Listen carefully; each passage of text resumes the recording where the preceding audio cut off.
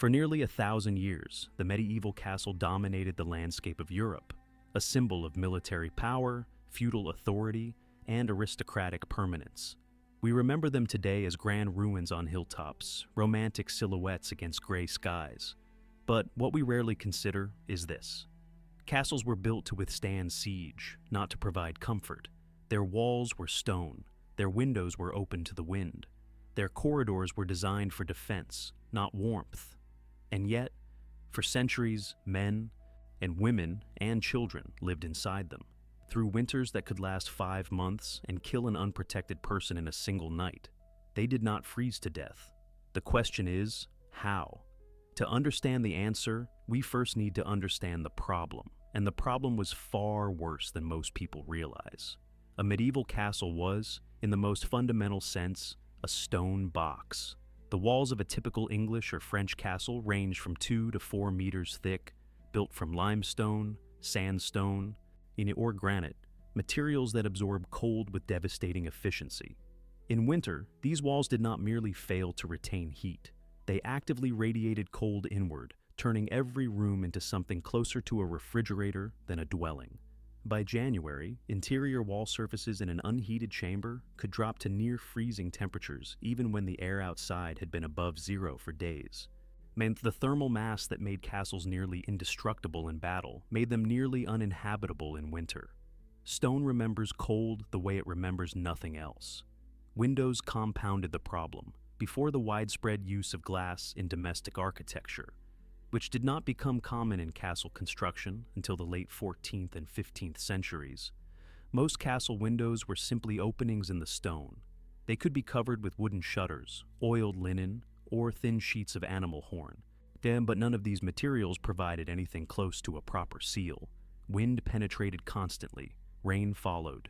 In the higher chambers of a tower keep, drafts could be fierce enough to extinguish candles across the room. The great irony of the castle was that the rooms designed for the lord's family, often the highest in the keep for reasons of security, were also the most exposed to wind and cold. At Hedingham Castle in Essex, the Great Hall sits on the second floor, all roughly 12 meters above the ground. Every gust of wind that crossed the Essex flatlands hit those windows without obstruction. And then there was the floor. In the earliest medieval castles, floors on the ground level were compacted earth. Even where stone flagging was laid, the effect was the same, a surface that drew heat from any body that touched it. Standing on a castle floor in December, barefoot, was a direct encounter with the thermal reality of the pre-modern world, as a cold came from below, from the sides, and, through those unglazed windows, from above. There was no direction from which warmth arrived on its own. Every degree of heat had to be actively created and fiercely defended. The climate itself was no ally. For much of the medieval period, and particularly from the early 14th century onward, Europe was entering what climatologists now call the Little Ice Age, a period of sustained cooling that would last into the 19th century. The Thames froze solid in London. The Baltic Sea could be crossed on foot. Alpine glaciers advanced down valleys they had not reached in the thousands of years. Average winter temperatures across northern Europe were estimated to be 1 to 2 degrees Celsius lower than today, a small number that translates into significantly harsher conditions when your only barrier to the elements is stone and shuttered wood. But medieval people were not passive victims of their environment. They were, in fact, remarkably sophisticated in their approach to warmth, not through any single technology, but through a layered system of fire, fabric, architecture, and social behavior that, taken together, made survival not merely possible, but sustainable across generations. The first and most important layer was fire. The heart of every medieval castle was the Great Hall, and the heart of the Great Hall was the hearth. In the earliest Norman keeps of the 11th and 12th centuries, the fire sat in the center of the room, burning on a raised stone platform, its smoke rising, theoretically, toward a louvre or opening in the roof. In practice, the hall was often thick with smoke, the ceiling blackened with centuries of accumulated soot, the air acrid enough to sting the eyes. Surviving accounts describe great halls where the upper third of the room was permanently hazy, a gray cloud that never fully cleared. But the heat was real, and it was communal. The Great Hall was where the household gathered in the evening, where meals were eaten, disputes were settled, songs were sung, and, crucially, where most people slept. For the majority of a castle's inhabitants, sleeping in the Great Hall near the central fire was not a sign of poverty or low status. It was simply how life worked. Servants, soldiers, lesser household members, and guests spread rushes or straw on the floor, wrapped themselves in cloaks and blankets, and arranged themselves around the fire according to rank. The closest spots went to those of highest status. Warmth was hierarchy made physical. The fuel itself mattered enormously. A large medieval hearth could consume an entire cartload of wood in a single evening, and evenings were long. In December, Northern Europe had barely 8 hours of daylight. The remaining 16 were spent largely indoors, near fire. The household roles of Eleanor de Montfort, Countess of Leicester from 1265, and record the purchase of firewood in quantities that seem almost industrial, hundreds of loads per winter season for a single household. The accounts of Bolton Priory in Yorkshire show expenditures on fuel that rivaled spending on food. Across England, the demand for firewood was so enormous that it reshaped entire landscapes. Forests were managed, coppiced, and divided into carefully regulated cutting zones to ensure a sustainable supply. Peat was burned where wood was scarce, particularly in Ireland, Scotland, and the fenlands of eastern England, and charcoal was used in smaller braziers placed in private chambers. But the Great Hall fire burned wood, and the sound of a medieval evening was the crack and hiss of oak and ash splitting in the flames. The heat from a central hearth, however, was profoundly uneven. A person sitting 2 meters from the fire might be uncomfortably warm on one side of their body and cold on the other. 5 meters away, the warmth was barely detectable. At the edges of the Great Hall, against the stone walls, the temperature on a January night could hover only a few degrees above freezing. This created a thermal geography inside the room that everyone understood instinctively. The closer to the fire, the higher the status. The further from the fire, the colder the night. By the 13th century, a critical architectural innovation began to reshape the interior climate of the castle, the wall fireplace with a proper chimney. This was not merely an aesthetic improvement, it was a revolution in thermal engineering. The chimney allowed smoke to be drawn upward and expelled outside, which meant fires could burn hotter, larger, and cleaner. More importantly, the fireplace was built directly into the thickness of the wall, and the surrounding stone absorbed heat over hours, slowly radiating warmth into the room long after the fire had died down. A well-constructed fireplace with a deep stone surround functioned as a primitive but remarkably effective thermal battery, storing heat during the evening hours and releasing it gradually through the night. Some castles had fireplaces in nearly every major room. The Great Hall, the Solar, the Lord's Bedchamber, the Chapel, even the Guards' Room. Conwy Castle in Wales, built by Edward I in the 1280s, all contained at least 9 fireplaces across its 2 wards. Each one was a small fortress of warmth within the larger fortress of stone. The fireplace did not merely change how castles were heated, it changed how they were designed, allowing living spaces to move away from the communal hall into smaller, more private, and more heatable chambers. But fire alone was never enough. The second line of defense was insulation. Not the fiberglass and foam of the modern world, but textiles, wood, and ingenuity. The stone walls of a castle were almost never left bare in the rooms where people actually lived. They were covered. The most famous covering was the tapestry. We think of tapestries today as decorative art, museum pieces behind velvet ropes. But their primary function was thermal. A heavy wool tapestry, hung a few centimeters from a stone wall, created a layer of trapped air. And still air is one of the most effective insulators known to physics. The effect was significant. A room with tapestry-covered walls could feel several degrees warmer than an identical room with bare stone. The wealthiest households owned dozens of tapestries and transported them from castle to castle as they moved through their estates, which they did frequently, partly to allow each residence to be cleaned and restocked, and partly to consume the food stores held at each manor. When the Lord arrived, the tapestries went up. When he departed, they came down and traveled with him, and rolled carefully onto wooden poles and loaded onto carts. Warmth was portable wealth. Where tapestries were too expensive, and they were extraordinarily expensive with a single large piece costing as much as a knight's annual income or more, The walls were hung with painted cloth, heavy linen panels, or woven rush matting. Even these cheaper alternatives made a noticeable difference. The principle was always the same: create a barrier between the human body and the stone. Wooden paneling, known as wainscoting, served the same insulating purpose in later medieval castles, and by the 15th century, it had become the standard wall treatment in any room of consequence. Floors were similarly treated, thick layers of rushes, straw, and aromatic herbs. Lavender, mint, meadowsweet, tansy were spread across the flagstones, sometimes to a depth of several inches. These served a triple purpose: insulation from the cold stone, cushioning for bodies that would sleep on them, and, through the aromatic herbs, a fragile defense against the smells of communal living. The rushes were replaced periodically, but between replacements they formed a compressed mat that provided meaningful thermal protection.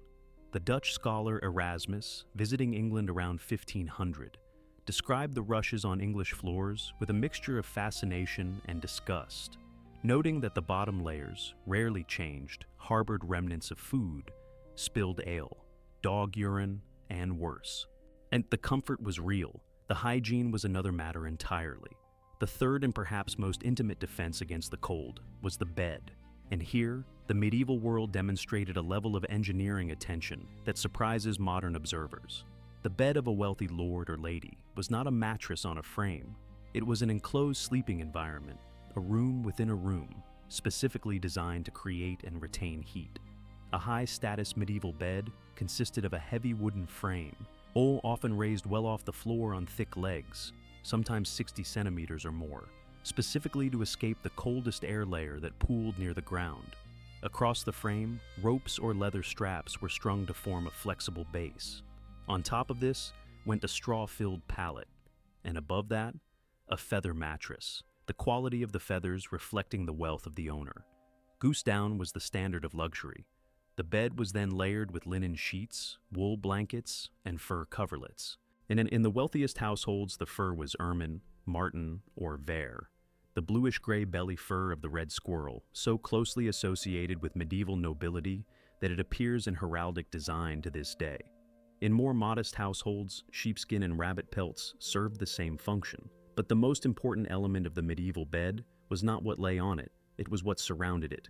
Bed curtains, heavy drapes of wool, linen, or silk, hung from a wooden canopy frame, enclosed the sleeper on all four sides and above. When drawn closed, these curtains created a sealed microclimate. The body heat of the sleepers, and medieval people almost always shared a bed, regardless of status, gradually warmed the enclosed air to a tolerable temperature, even when the room beyond the curtains hovered near freezing. The four-poster bed was not a decorative tradition, it was a survival technology. A shared bed with heavy curtains, fur coverings, and 2 or 3 bodies could maintain an interior temperature 15 to 20 degrees Celsius warmer than the surrounding room. Before sleep, warming pans, shallow metal containers filled with hot coals from the fire, were slid between the sheets and moved slowly across the mattress to preheat the bedding. Heated stones or clay bricks, wrapped in cloth, served the same function in households that could not afford metalwork. The ritual of warming the bed was a nightly task assigned to specific servants, part of the structured choreography of medieval domestic life. The bed was so central to existence that it was often the single most valuable possession in a household. Wills and inventories from the 13th through 15th centuries revealed that beds, along with their hangings, curtains, and covers, were among the most carefully listed and most frequently bequeathed items of property. A lord's bed, fully furnished, it could be worth more than a war horse, and a war horse could cost more than a small farm. When the household traveled between residences, the bed and its furnishings traveled too, disassembled, packed onto carts, and reassembled at each destination. To move house in the medieval sense was quite literally to move the bed. For those who did not share the lord's privilege, warmth was a more collective affair. Servants sleeping in the great hall relied on proximity to the fire, all on heavy woolen cloaks and on each other. Sleeping alone in winter was rare at every level of society, and at the lower levels, it was genuinely dangerous. Soldiers on garrison duty slept in shared quarters, often in pairs or small groups, pooling body heat under shared blankets on straw pallets. Monasteries, which followed many of the same thermal realities as castles, permitted monks to sleep fully clothed in their habits and provided additional blankets during the coldest months. The Rule of Saint Benedict, the foundational text of Western monasticism, specifically addressed cold weather sleeping arrangements, allowing adjustments to bedding based on local climate. Even in institutions governed by deliberate austerity, the reality of cold demanded compromise. Clothing formed the final layer. Medieval people did not undress fully for bed the way most people do today. Sleeping garments existed, linen shifts for women, long linen shirts for men. But in cold weather, and as people routinely slept in much of what they had worn during the day, wool was the dominant fiber of medieval life, and wool retains warmth even when damp, a property that made it indispensable in a world where almost nothing was ever fully dry between October and April. Linen undergarments worn beneath the wool wicking moisture from the skin and prevented the itching that raw wool against bare flesh would cause. The layering system was intuitive but effective. Linen against the body, and wool above it, fur or heavy textile on top. Woolen nightcaps were standard equipment at every level of society, from the king to the kitchen boy. Heat loss through the head is significant, a fact that medieval people understood through centuries of empirical experience long before modern thermodynamics confirmed it. Socks were another necessity. Knitted woolen hose, sometimes lined with fur at the feet, kept the extremities alive through the night. Hands were tucked inside garments or pushed under the body. Every surface of exposed skin was a point of heat loss, and medieval sleepers minimized those points with the same instinctive precision that a bird tucks its head under its wing. One further element deserves mention: the hot drink before bed. Warmed ale, spiced wine, or heated milk with honey were common evening drinks, and their function was not merely social. A warm liquid raises core body temperature from the inside, all providing a window of internal heat that helps the body settle into sleep before the external cold can take hold. It was a small advantage, but in a world where survival depended on accumulating small advantages, it mattered. But we must not romanticize this picture. The defenses worked, but they had limits, and those limits were tested every winter. Ink froze in monastic scriptoria, forcing scribes to abandon their work for weeks at a time. Water left in bedside pitchers turned to ice overnight. Breath was visible indoors for months. In the coldest chambers, condensation from breathing could frost the inside of bed curtains by morning. The Chronicle of Lanercost, recording events in northern England in the early 14th century, describes winters in which rivers froze solid enough to bear the weight of loaded carts. Livestock died standing in the fields, and the poor perished in numbers that no one thought to count. Even within the relative privilege of castle walls, frostbite on fingers and toes was a common winter complaint, and the elderly and the very young were perpetually at risk. The people in the castles survived, but survival was the operative word. Comfort, as we understand it, did not exist. What existed instead was a negotiation, a nightly assembly of fire, fabric, fur, and human warmth against the permanent, patient, unyielding cold of stone. We live today in a world where warmth is invisible, or effortless and constant. We set a number on a thermostat and the house obeys.